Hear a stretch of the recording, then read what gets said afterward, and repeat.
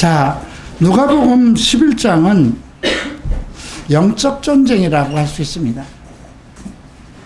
우리가 지금 그냥 다른 세상 사람들과 똑같은 생활을 하고 있어요. 근데 세상 사람들이라는 건 영적 전쟁이라는 그런 의미를 이해하지 못합니다. 그리고 우리 믿는 사람들은 어떤 영적 전쟁에 대한 것을 많이 느낍니다. 그 영적 전쟁을 느낀다는 건 무엇일까요? 세상을 지배하는 영이나 우리 안에 있는 영들이 어떤 다툼을 일으키는 것을 얘기합니다. 이것은 우리가 하나님을 믿고 예수 그리스도가 내 안에 있기 때문에 주의 성령 안에서 살아갈 때에 그 성령을 대적하는 영들이 있을 때 느낄 수 있는 증상입니다. 뭐 사람마다 좀 민감한 사람도 있죠. 우리가 지금 9장과 10장 이렇게 11장 이 흐름을 보았을 때 9장과 10장은 오늘 우리 교회 시대의 현상이라고 볼 수 있습니다. 현장이라고 볼 수 있습니다. 9장에서는 12명의 제자들을 파송하셨죠.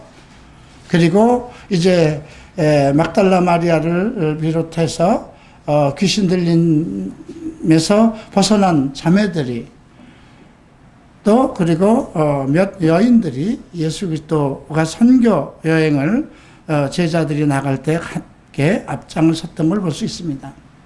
특별하게 9장에선 변화선상에서의 어떤 특별한 변화가 일어나는 장면들이 일어났어요. 3명의 제자였습니다. 9명의 제자는 땅에 있었죠. 그 베드로와 요한과 야고보는 예수님이 변하시는 그 내용을 보았습니다. 하나의 부활의 영체라고 할까요? 거기에서 모세와 엘리야가 함께 만나서 예수 그리스도의 고난에 대한 얘기를 하시는 것을 들었습니다.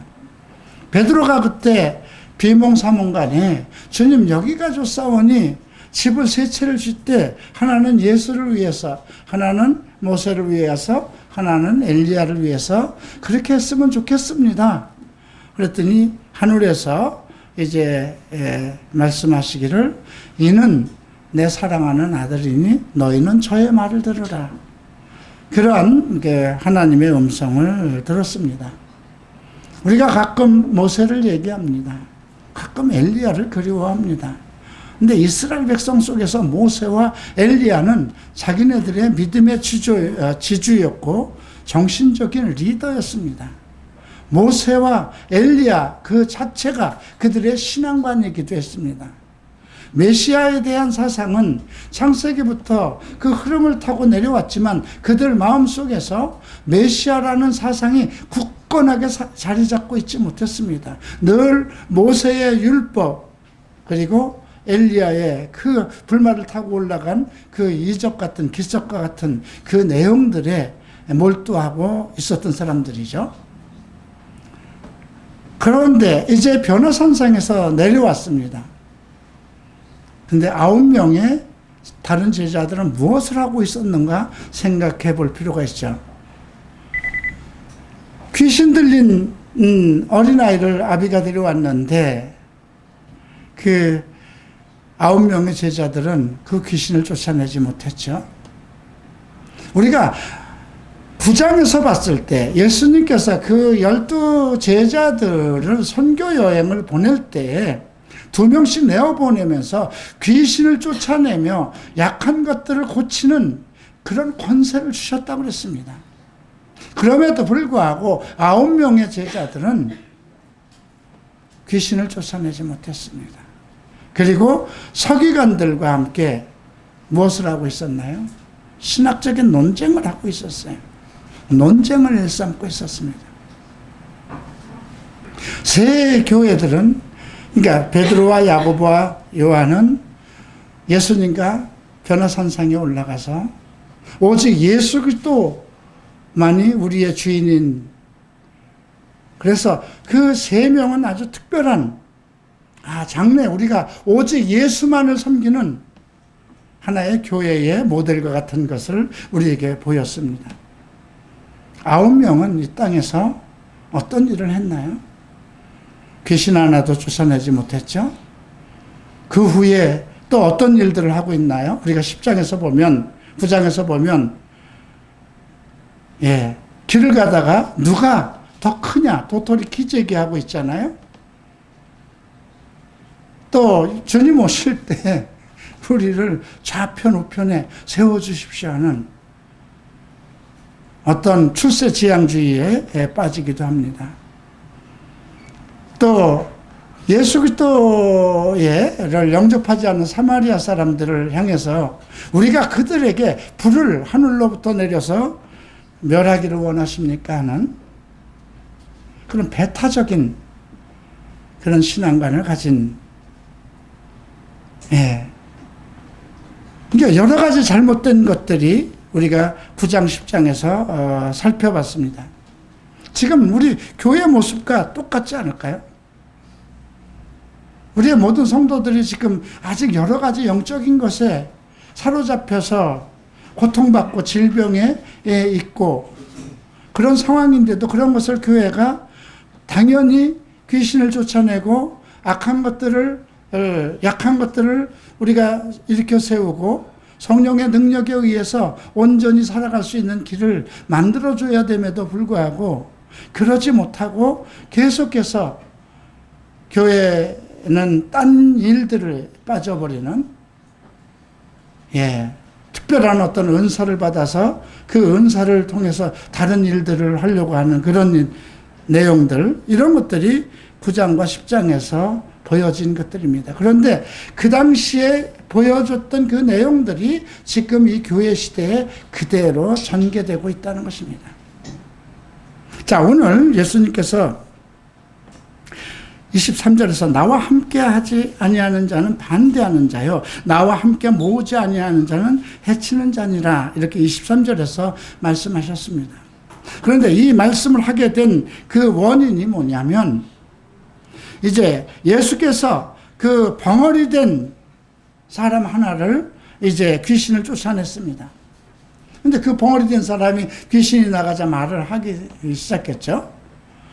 그런데 사람들이, 이렇게 예수께서 귀신을 쫓아낸 것은 귀신의 왕 바알세불, 이게 이제 똥파리 귀신이라는 뜻이에요. 바알세불, 귀신의 왕이라고 하면 그 바알세불을 힘입어 귀신을 쫓아낸 것이다, 이렇게 얘기하고 있는 것입니다. 근데 예수님께서 어떻게 사탄이 사탄끼리 서로 싸울 수 있느냐 이거죠. 그러면 사탄이 사탄을 쫓아냈다면 그 쫓아낸 거는 약하기 때문에 쫓겨난 거잖아요. 그럼 그 사람 속에는 더 큰 귀신이 들어갈 수 있는 거잖아요. 그죠? 근데 예수님께서 그 말씀을 하시면서 내가 만일 하나님의 손을 힘입어 귀신을 쫓아내는 것이면 너희가 하나님 나라가 이미 너희에게 임하였다. 어느 것을 믿는가, 이 부분을 얘기하시는 겁니다. 예수님과 함께 한다는 것은 무슨 뜻일까요? 예수님과 함께 하는 것. 또, 근데 예수님과 함께 하지 않으면 나를 반대하는 것이다. 조금 역설적이기도 해요. 많이 요즘 이제 사람들의 신앙관을 이렇게 보면 이것도 옳고 저것도 옳고, 어떤 진리와 비진리를 구분하지 못하는 그런 조금 이상한 신앙들을 봅니다. 아까 얘기했듯이 변화산상에서 제자 베드로가 얘기를 했죠. 주님, 모세와 엘리야와 주님이 함께 계시면 좋겠습니다. 그러면 말썽도 일어나지 않을 것이고 유대인들도 다 정말 좋아할 것입니다. 근데 하나님은 뭐라고 그럽니까? 이는 내 사랑하는 아들이니 너희는 저희 말을 들으라고 하는 거거든요. 예수 그리스도를 통한 복음, 오직 진리의 말씀, 그거 외에는 비진리라는 것입니다. 모세가 선포한 것도 물론 하나님의 말씀을 받아서 선포한 거예요. 또 엘리야를 통해서 전달한 많은 메시지도 전부 다 하나님의 메시지이기도 합니다. 그러나 그 모든 것이 예수 그리스도의 복음 안에 있는, 진리 안에 있는 그런 내용들이죠. 근데 우리 교회가 무엇을 따를 것인가를 좀 생각해 봐야 돼요. 내가 예수를 믿으면서 무엇을 핵심적으로 따를 것인가? 오늘 주님께서 너희가 나와 함께하지 않는 자는 나를 반대하는 자요, 나와 함께 모으지 않는 자는 나를 해치는 자라. 분명히 하라는 것입니다. 분명한 선택을 가지라는 것입니다. 이것도 아니고 저것도 아니고, 모세도 좋습니다. 엘리야도 좋습니다. 주님도 좋겠습니다. 이런 사상이 아닌 오직 예수 그리스도 안에 있는, 그죠?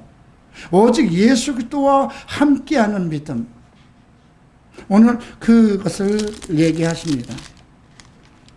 그런데 이 말씀을 할 때에 한 여자가 나오죠. 당신을 뵌 태와 당신이 먹인 젖의 복이 있도다. 와, 위대한 자를 낳은 자는 그 사람은 얼마나 더 위대할까요? 이거예요. 지금 마리아 찬양이잖아요. 그죠? 이것이 사람들의 생각이 이런 생각들을 많이 가지고 있어요. 그런데 오히려 하나님의 말씀을 듣고 지키는 자가 복이 있다. 어떤 믿음의 현실, 믿음의 어떤 그 본질적인 것을 모르는 거예요. 어떤 외형적인 것, 이런 것들을 추구하는 믿음이 그 당시에도 있었고 지금도 있다는 것입니다. 자, 오늘 설교는 크게 네 가지로 나눌 수 있습니다. 1절부터 13절까지는 기도의 원리와 기도의 필요성에 언급되어 있고요. 14절부터 28절까지는 내가 어느 영적 안에 있는가, 영적 소속의 원리, 네가 어떤 영이 나를 지배하는가, 이런 부분이고요. 29절부터 36절은 악한 세대의 표적. 이 말은 뭐냐면 사람들이 어떤 본질적인 것을 믿으려고 하지 않고 어떤 외형적인 것, 그죠? 어떤 표적. 신앙은 어떤 표적으로 물론 나타날 수 있어요. 귀신이 쫓겨나는 수도 있고요. 병을 고칠 수도 있고, 여러 가지 약한 것을 다시 회복시킬 수도 있어요. 이건 믿음 안에 얻어지는 하나님의 은혜고 축복이잖아요. 그런데 그러한 것들을 중심으로 갖는 믿음은, 그건 표적을 중심으로 갖는 믿음이거든요. 그런 사람들에게 표적이 없으면 그 교회는 의미가 없는 것입니다. 그래서 오늘 주님께서 하신 말씀은, 나와 함께 하지 않는 자는, 또 나와 함께 모으지 않는 자는 나를 해치는 자라. 주님과 함께 한다는 게 무슨 뜻일까요? 그리고 마지막 37절부터 54절까지 나오는 말씀 중에서 우리가 52절을 함께 읽겠습니다. 화 있을진저 너희 율법사여, 너희가 지식의 열쇠를 가져가고 너희도 들어가지 않고 또 들어가고자 하는 자도 막았느니라. 율법사들은 율법의 성경에 있는 모든 것들을 연구하고 학자입니다. 바울도 율법 학자가 되기 위해서, 랍비가 되기 위해서 열심히 바리새인 속에서 공부하던 사람 중에 하나입니다. 근데 너희 율법사여, 너희가 지식의 열쇠를 가져가고 하나님의 지식을 너희가 가지고 있으면서 너희도 들어가지 않고 또 들어가고자 하는 자도 막고 있다. 이건 오늘날 신학자나 우리 목사에게 해당되는 말이기도 하죠. 신학을 배운다는 건 왜 신학을 배울까요? 목사가 된다는 것은 또 무엇일까요? 그죠?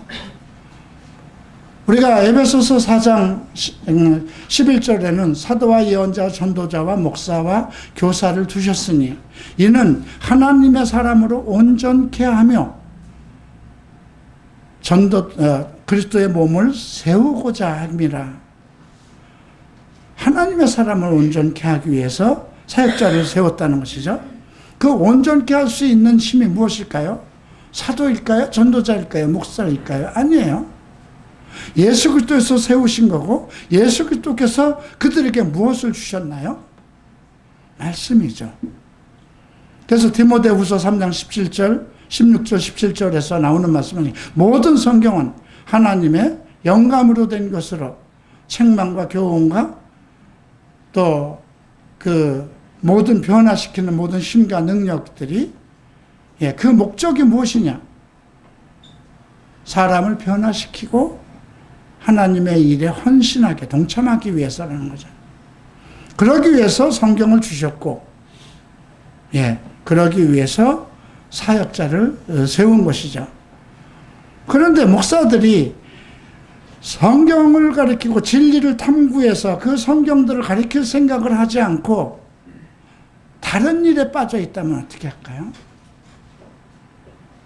그래서 오늘 이 문제가 11장에서 전체적으로 좀 내용은 길지만 여러 그 부분으로 해서 우리에게 전달하고 있는 것입니다. 먼저 1절부터 13절까지 보면 이제 기도의 문제가 나왔습니다. 그 당시 세례 요한은 열심히 그 자기 제자들에게 기도를 가르쳤어요. 그들은 늘 금식을 하면서 기도를 했죠. 근데 이제 제자들도 궁금한 거예요. 우리에게도 기도를 가르쳐 주세요. 그래서 주님께서 주의 기도를 가르쳐 준 것입니다. 자, 너희는 기도할 때 이렇게 기도하라고 합니다. 이것은 그때만 해당되는 것이 아니라 지금도 우리에게 동일한 기도의 방법의 모델입니다. 우리가 기도할 때는 이 기준에 맞춰서 기도해야 되는 거예요. 첫째가 무엇일까요?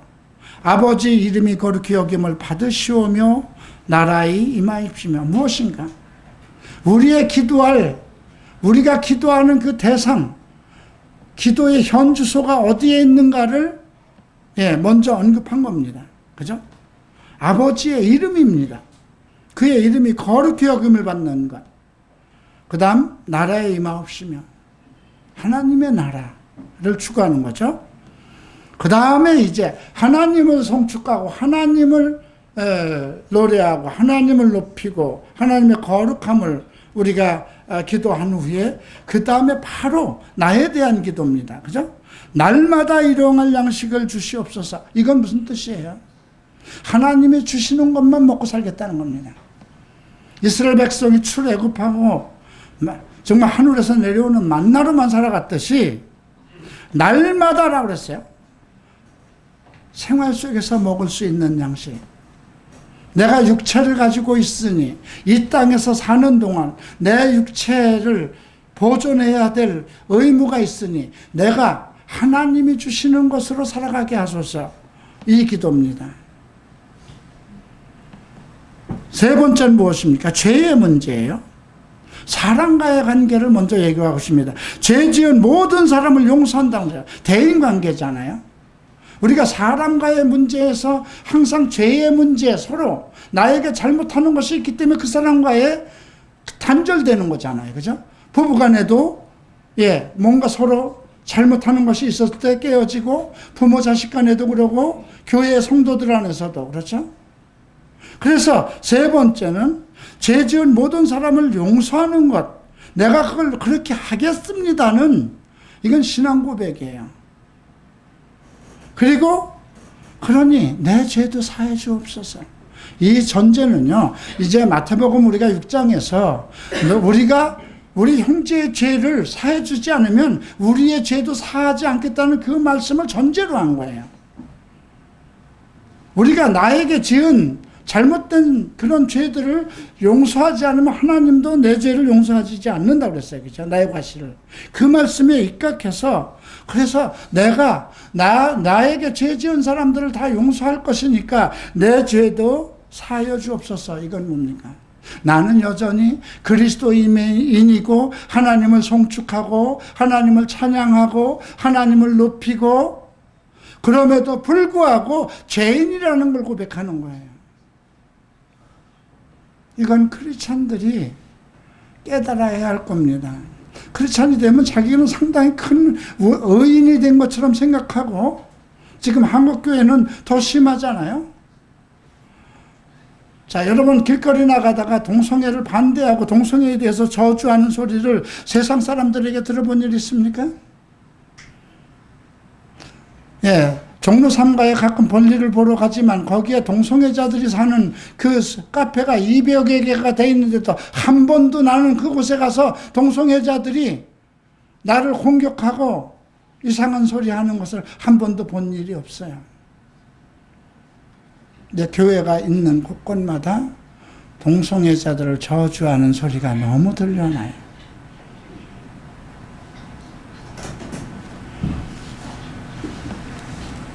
그러니까 왜 그럴까요? 나는 의롭고 너희는 악하다는 거죠. 어떻게 사람이 돼서 동성애 짓을 하고 있느냐? 저주받을 사람들 아니냐? 이걸 논하는 거예요. 그 나는 의롭다는 것이잖아요. 그런데 오늘 성경은 우리 죄도 사하여 주옵소서. 나에게 죄를 지은 사람들, 우리에게 죄 지은 모든 사람을 내가 용서하겠습니다. 그러니 우리 죄도 사하여 주옵소서. 내가 죄인임을 고백하고 있잖아요. 그죠? 우리 크리스천들의 모순점 하나는 나는 의인이고 다른 사람들은 죄인으로 보는 거야. 이게 잘못된 거라는 거죠. 그리고 우리를 시험에 악에 들지 않게 해달라. 악에 빠지지 않게 해달라. 어떤 악에 빠질 수 있을까? 이거는 계속해서 사탄이 우리를 유혹하고 있다는 현실적인 것을 얘기한 거예요. 우리가 살아가는 이 세상은 항상 악이 우리를 유혹하고 있습니다. 그러니 이것을 우리가 지킬 수가 없으니 주님께서 지켜주십시오. 우리로 그 시험에 들지 않게 하소서. 악에 빠지지 않게 하소서. 그분에게 의뢰하는 것입니다. 이것은 오늘날 우리에게 필요한 기도입니다.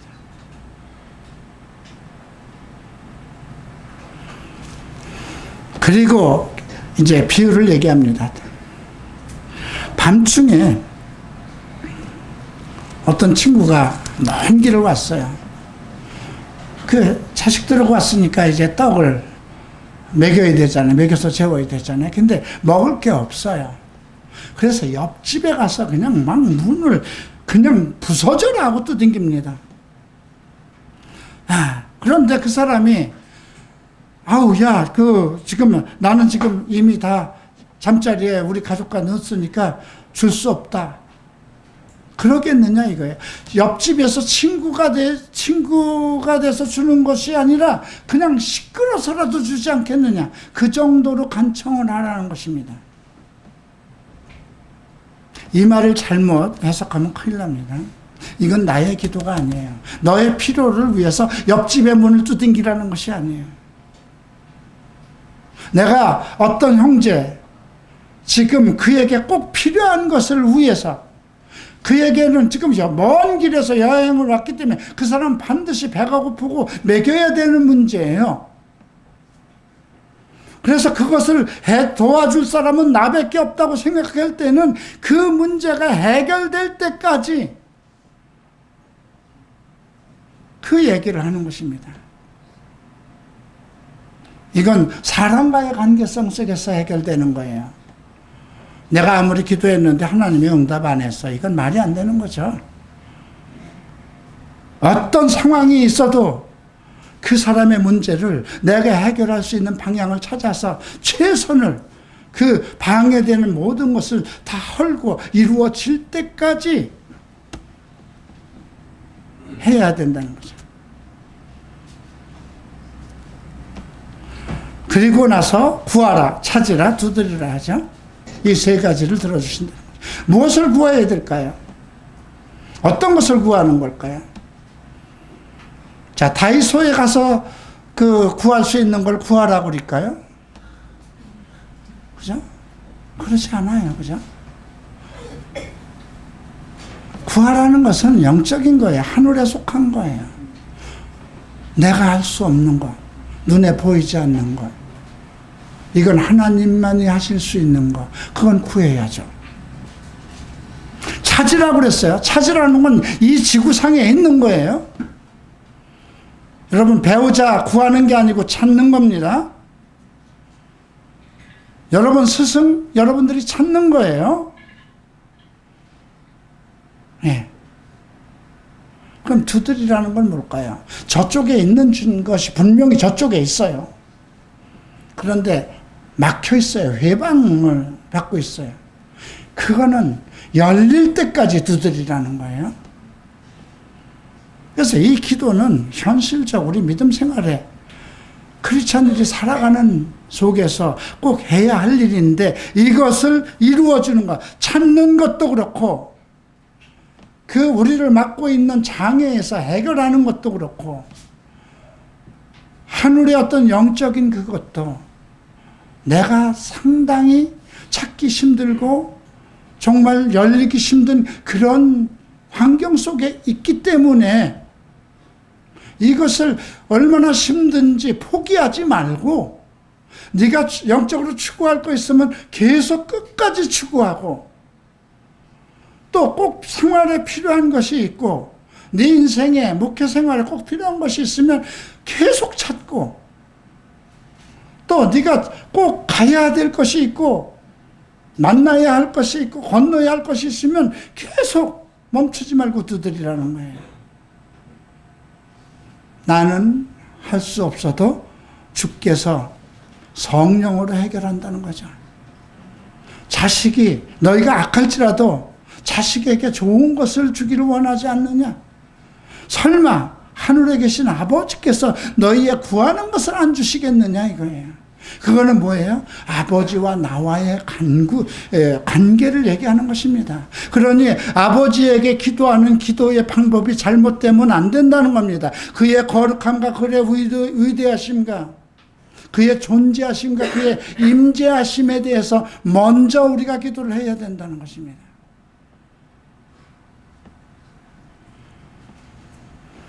그리고 나서 14절부터 26절까지가 나온 것이 귀신 쫓아냈는데 이게 귀신의 왕에 집혀서 이렇게 됐다, 이런 얘기가 나돌아다는 거죠. 그런데 주님께서 왜 함께 하지 아니하는 자는 나를 반대하는 자요, 나와 함께 모으지 않은 자는 나를 해치는 자라고 했을까요? 그리고 예증으로 나온 말씀이 이거예요. 더러운 귀신이 사람에게서 나갔을 때 물 없는 곳으로 다니며 쉬기를 구하되 얻지 못하고 이에 가로되 내가 내 나온 집으로 돌아가리라 하고 집에 왔더니 소지가 되고 수리가 되었거늘 이에 가서 저보다 더 악한 7 귀신을 데리고 들어가고 하니 그 사람의 나중 형편이 전보다 더 심하였느니라. 이 말 명심해야 될 것입니다. 주인이 바뀌지 않으면 안 된다는 거예요. 여러분들이 우리가 예수를 안 믿을 때는 귀신들이 집혀 있었어요. 그죠? 우리를 지배하던 것이 사탄의 영이에요. 많은 귀신들이, 귀신에도 여러 계급이 있죠. 예, 군대 귀신도 있었어요. 막달라 마리아는 7 귀신 집혔어요. 벙어리 된 귀신도 있었고, 예, 눈먼 귀신도, 눈멀게 하는 귀신도 있었어요. 그러니까 귀신들이, 우리가 예수를 몰랐을 때는 그 사람이 왜 그런 귀신이 들렸는지 모르겠지만 인생 속에 귀신이 집혔던 사람들이 예수님 시대에 많았어요. 그럼 지금도 사탄이 지배하는 세상인데 지금도 마찬가지예요. 모든 귀신들은 문화와 철학과 풍속 속에 거해요. 언어 속에 거합니다. 진리가 아닌 비진리 속에 있었을 때 그 사람을 주관하고 있는 것이 무엇일까요? 그것이 만약에 사람을 악하게 하고 하는 것이라면 악한 영들이죠. 우리가 귀신을 그냥 편한 말로 하면 영이라고 얘기할 수 있어요. 더러운 영, 그죠? 악한 영. 근데 예수를 믿었으면, 내가 예수를 믿음과 동시에 내가 죄인됨을 고백하고 이제는 내가 예수 없이는 살 수가 없습니다. 당신은 나의 주인입니다. 나와 함께 하시옵소서. 내게 들어오십시오. 그리고 내가 예수를 영접했다면 반드시 하나님은 그에게 성령을 주십니다. 그래서 성령이 우리에게 주관되어 있습니다. 그러나 또 성경은 서신서에서 소멸되지 않기를 힘쓰라고 그러죠. 왜 소멸될까요? 내가 정말 회개를 하고 예수를 믿어서 정말 성령이 나를 인치고 성령이 내 안에 들어와 계신데, 그러면 성령이 그 믿음 생활을 유지하지 못하고 계속 똑같이 사탄의 세상 속에서 살던 것과 똑같이 술과 약물과 세상 물정과 세상 영화와 세상 오락과 어떤 정욕적인 것과 성적인 것과 동성애와 세상에 더러운 영들이 역사하는 것에 그대로 생활을 한다면 어떻게 될까요? 더 나빠진다고 그랬죠. 그죠?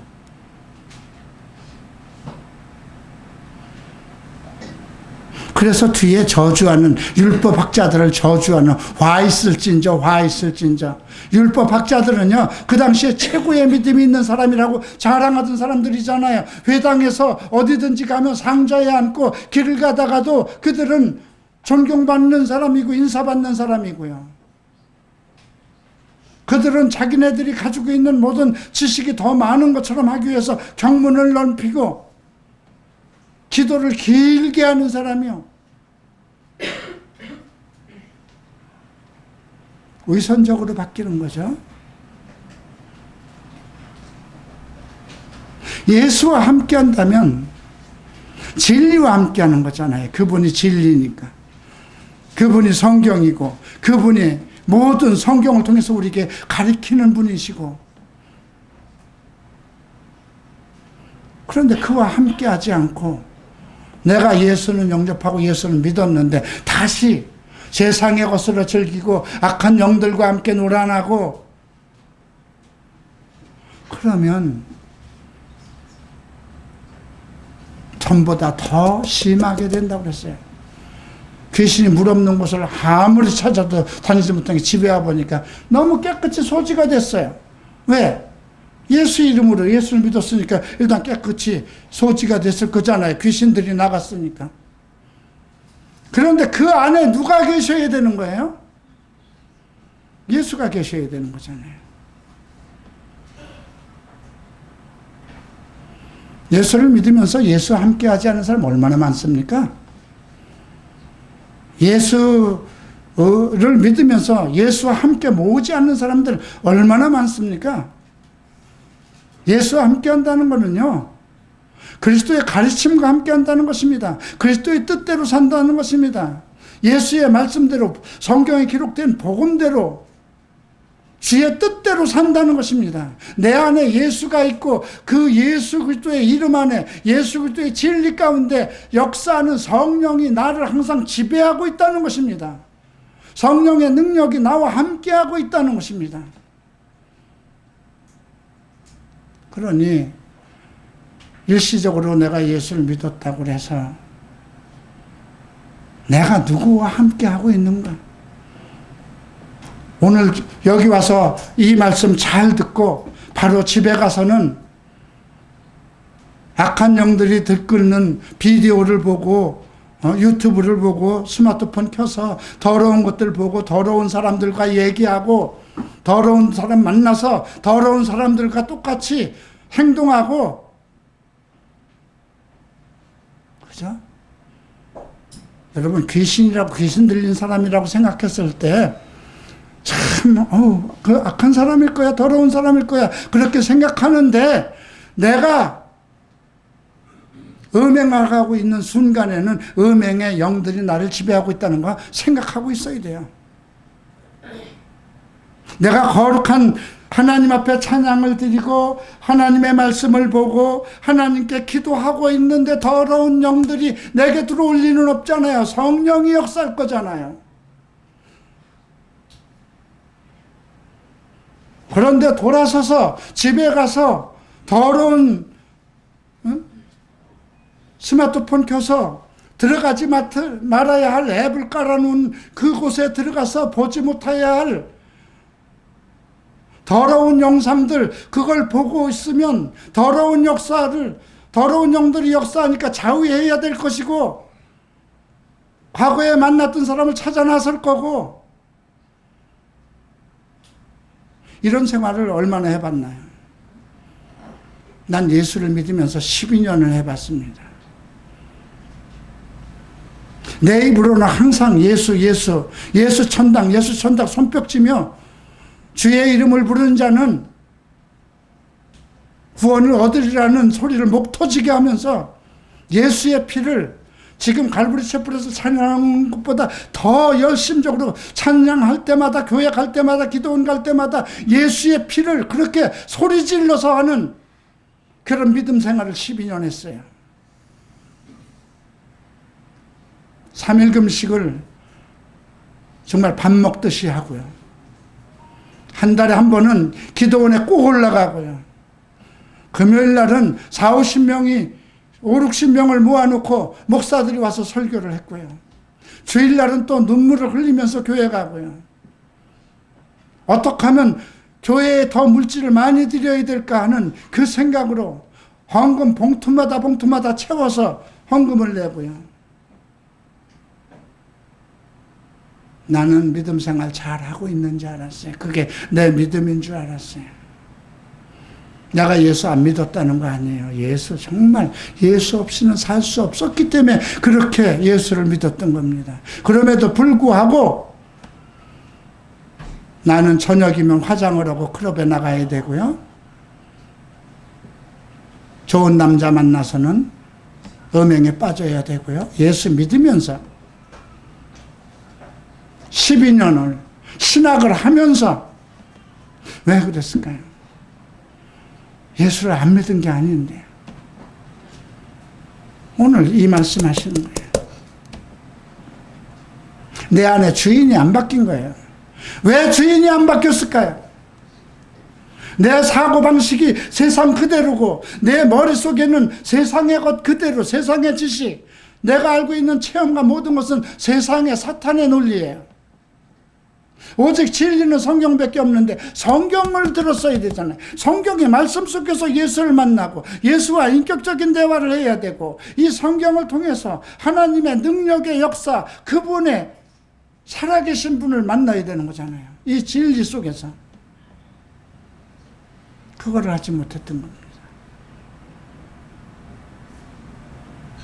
그러니 나는 30살에 예수를 믿고 12년을 더 악한 생활을 했어요. 더 더러운 생활을 했어요. 아마 여러분들 공감할 거예요. 그죠? 근데 오늘 이 순간 여러분들 각오하지 않으면 안 돼요. 목사님도 12년 했으니까 나도 한 12년은 가도 되지 않겠는가? 해보세요. 가보세요. 예. 나와 함께 하지 않는 자, 나를 반대하는 사람이에요. 나와 함께 모으지 않는 자, 나를 해치는 자라. 다음 달라 29절부터 표적에 대한 얘기가 나옵니다. 표적. 근데 사람들은 와, 이적과 기적이 좀 내려왔으면 좋겠어. 우리 요나 목사를 통해서 그냥 내가 그냥 뭐 손 얹어서 기도하면 뭐 죽은 자가 벌떡벌떡 일어나고 동성애에 집힌 놈들이 그냥 전부 다 온전해지고 그냥 한 일순간에 위장장애가 있는 사람 해결되고 알코올 중독에 빠진 사람 그냥 술기가 쪽 빠지고 나도 좀 제발 그랬으면 좋겠어요. 아주. 그럼 뭐 이 설교할 필요도 없어. 성경도 필요 없어. 그것만 가지면 밥 먹고 살아. 그것만 가지면 빌딩 하나 지을 수 있어. 그죠? 그렇게 해서 빌딩 짓고 큰 교회 전 세계 다니면서 설교하던 사람 무지하게 많아요. 그죠? 근데 예수님은 요나의 표적밖에. 요나가 뭐 갑자기 내 이름이 나오네요. 요나가 니느웨 사람에게 표적됨과 같이 인자도 이 세대에 이건 무슨 말일까요? 니느웨 사람, 하나님을 모르고 짐승처럼 살아가는 사람들을, 세상 사람들을 얘기하는 거예요.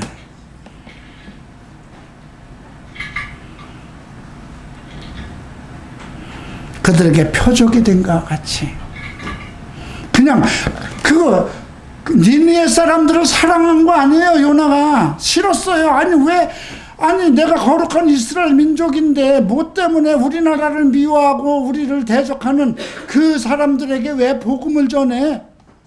도망가다가 사로잡혀서 다시 간 거잖아요. 전도하고 싶은 마음도 없었던 거예요. 죽을 고생을 하고 살아나서 안 오면 죽겠으니까, 안 오면 그때는 아주 완전히 죽을 것 같으니까 할 수 없이 회개하라 그거 한 거예요. 거기 가자.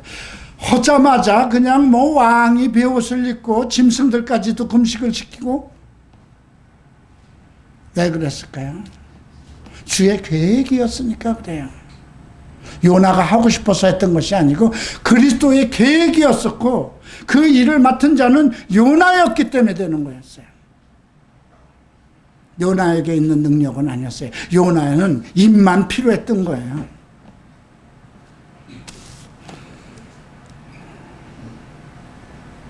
그게 표적이라는 거예요. 여러분들이 동성애자들에게 전도하고 싶은 마음 없어도 괜찮아요. 알코올 중독자, 뭐 세상 사람들에게, 죄 짓는 사람들에게 복음 전하고 싶지 않아도 그냥 하세요. 네. 그것이 우리에게 주신 명령이거든요. 나와 함께 모으지 않으면 나를 해치는 자라고 그랬어요. 어디 가서 부끄러워하지 마세요. 나도 과거에 동성애자였는데 내가 가서 야, 너 예수 믿어. 우리 갈보리 채플 한번 와. 그 얘기 죽기보다 못하겠죠? 옛날에 사귀던 사람들에게. 어쩌다 나하고 사귀던 사람들이 카톡이 오면 너 요즘 뭐해? 그러면 그냥 뭐 그렇게 지내지. 여러분 전도해 보셨어요? 우리 갈보리 채플 오라고?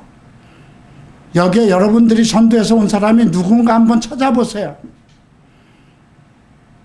다 나와 상담해서 온 사람들이에요. 그죠? 여러분들이 전도해서 온 사람들 없어요. 왜 없을까요? 나는 되는데 왜 여러분들은 안 될까요? 모으지 않으니까요. 그죠? 자, 오늘 두 사람을 얘기합니다. 하나는 남방 여왕이죠. 시바의 여왕인가요? 근데 심판대라고 그랬어요. 31절도 심판대. 그때가 심판대였나요? 아니에요.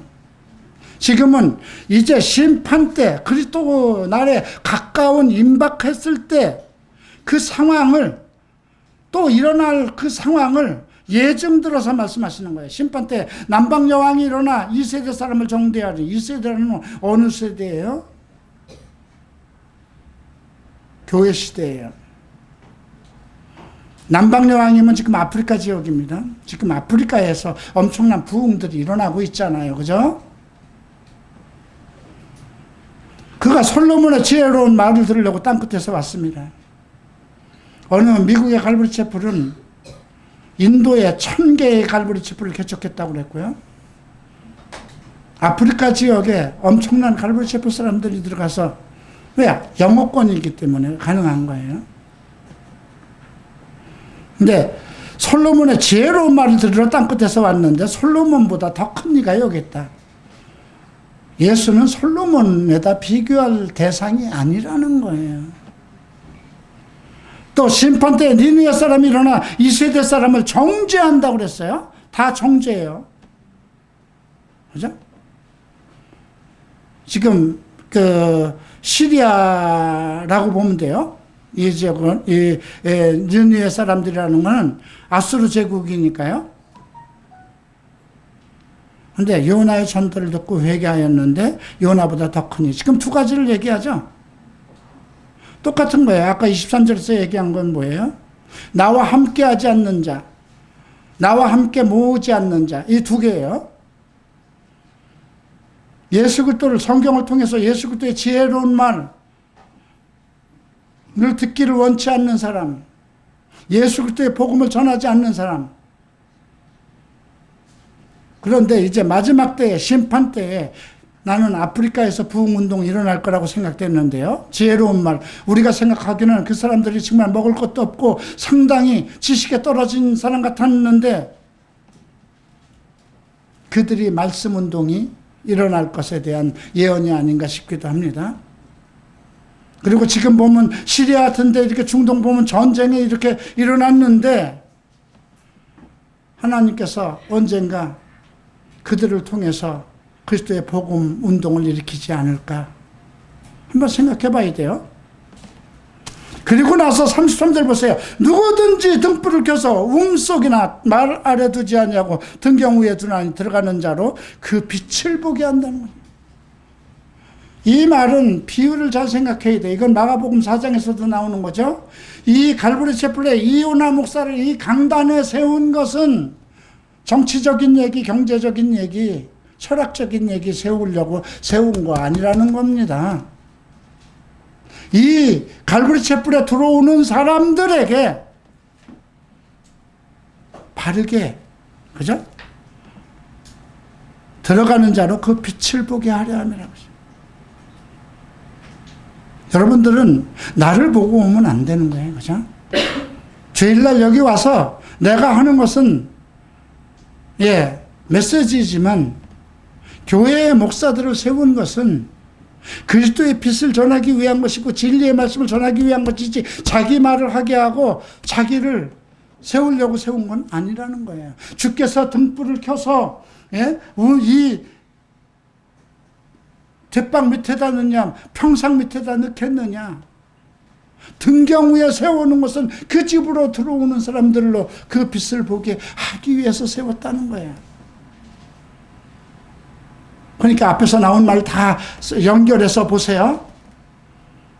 그 사람이 귀신은, 예수를 믿어서 귀신은 일시적으로 나갔는데 다시 주인이 바뀌지 않은 건 목사 책임이라는 거예요. 지혜로운 하나 그리스도, 정말 솔로몬보다 더 위대한 예수 그리스도의 복음, 지혜로운 말씀을 전하지 않고 성경이 얘기하는 복음을 전하지 않기 때문이라는 거예요.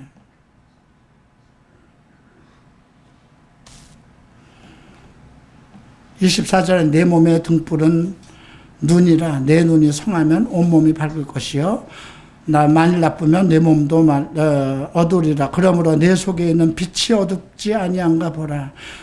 내 온몸이 밝아 조금 더 어두운 데가 없으면 등불의 광선이 너를 비출 때와 같이 온전히 밝으리라. 이거는 여러분들에게 네가 보고 있는 것이 무엇이냐를 보는 겁니다. 스마트폰을 켜서 매일 즐거운 것을 보고 있느냐, 쓰잘데없는 인터넷에 떠도는 말들을 듣느냐, 그죠? 돈에 미쳐서, 색에 미쳐서 내 눈이 그런 데 빠져 있는 네가 보는 것이 무엇이냐?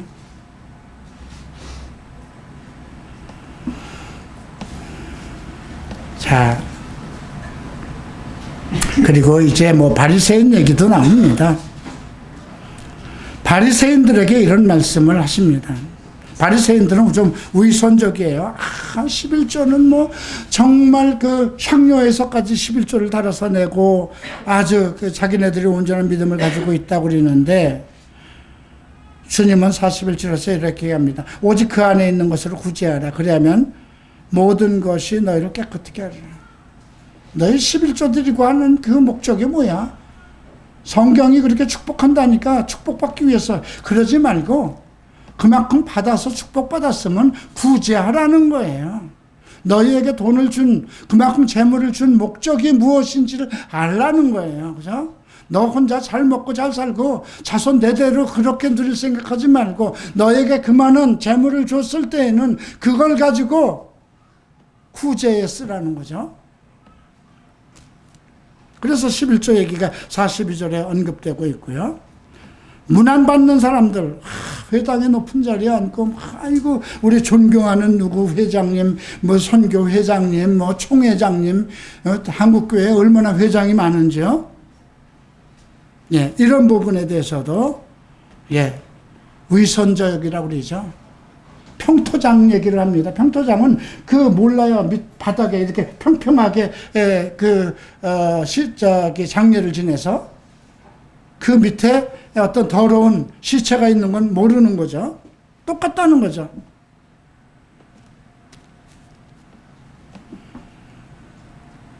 자, 이 모든 이러한 잘못들이 어디에서 오는 걸까? 오늘 52절에서 너희가 지식의 열쇠를 가지고 가져가고 저도 안 들어가고 다른 사람들도 못 들어오게 한다.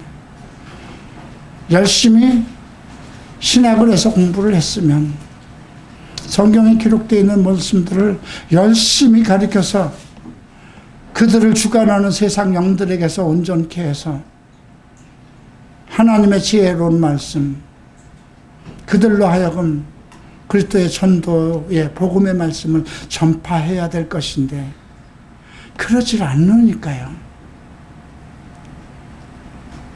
그러니까 똑같이 바리새인처럼 되고 율법사들처럼 되고 나는 11조 열심히 됐습니다. 어떻게 하면 조금이라도 좀 존경받는 교회나 모임에서 그런 위치에 올라가려고 하고요.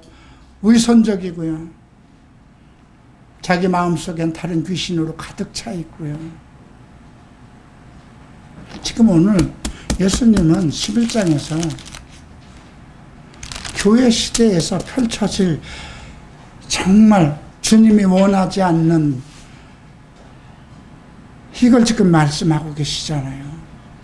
앞에서 9장 10장에서 12제자 70인의 제자들 그들이 나가서 전도할 때 사탄이 땅에서 떨어지는 것을 볼 정도, 그것을 말씀하신 후에 지금 11장에서는 우리 지금 교회 시대에서 발생되는 영적 전쟁을 얘기하고 있어요. 귀신들의 얘기를 하고 있습니다. 여러분들의 영을 누가 사로잡았는가 생각해 보세요. 내 영을 사로잡고 있는 것이 성령인가? 성령에게 사로잡힌 사람은 온통 예수만 생각해야 돼요. 온통 예수의 말씀만 생각해야 돼요. 온통 예수가 기뻐하는 일만 생각해야 돼요. 온통 내가 할 일이 정말 무엇인가? 내가 그럴 때 그분이 나를 책임지지 않겠습니까? 여러분들은 솔로몬보다 더한 예수를 만나시기를 소망하십시오. 요나보다 더한, 입만 뻥끗해도 그냥 개, 돼지까지도 금식을 할 정도의 그러한 요나의 전도보다 더 강력한 전도의 능력을 가지고 있는 예수 그리스도의 사람인 것을 기대하십시오. 일어나시기 바랍니다. 기도하겠습니다.